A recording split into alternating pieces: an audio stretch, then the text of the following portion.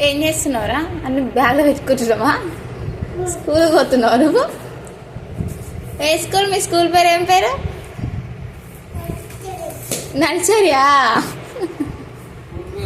School పేరు చెప్పు.